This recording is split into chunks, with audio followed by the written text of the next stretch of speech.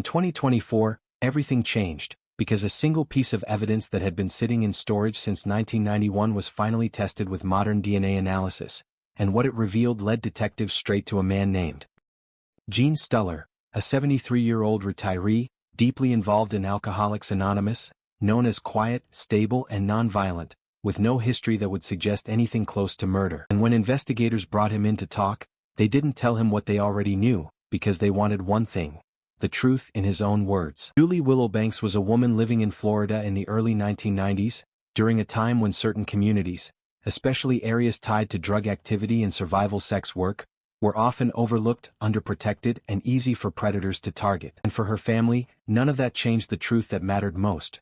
She was still a mother, she still had people who loved her, and when she disappeared and was later found murdered, the pain didn't fade with time, it only turned into an unanswered question that followed them for decades. Cloud, Florida, dumped along the side of a road in an open area, and the crime scene itself suggested something chilling. The autopsy revealed the most brutal detail of all. Julie had been stabbed 17 times, which immediately signaled that this wasn't random, quick, or detached. At the time, investigators did what they could with what they had. People were questioned, names were looked into, and evidence was collected, but in 1991 DNA testing was limited, slow, and not nearly as powerful as it is today.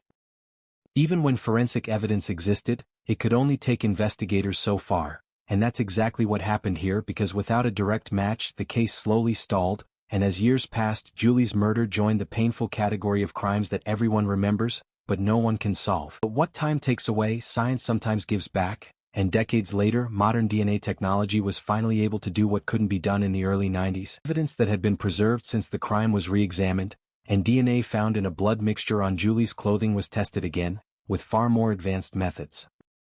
And when investigators ran that profile through modern systems and genealogy-style tracing, it led to one name: Gene Stuller. A man who had been living a quiet life, involved in AA, focused on sobriety, family, and retirement, who had no major violent record, and no obvious reason to be connected to Julie Willowbanks at all. Gene wasn't brought in as someone who looked like a killer, and that contrast becomes one of the most unsettling parts of this case. Because in the interrogation footage you're about to see, detectives repeatedly tell him he doesn't come across as a cold-blooded murderer, and they even offer him possible explanations, including blackout drinking, a drug-related altercation, or even a mistake that got out of control. The problem is, detectives already believe they can scientifically prove otherwise. And the only question left is this: if Gene Stuller is telling the truth, how does his blood end up on Julie Willowbanks?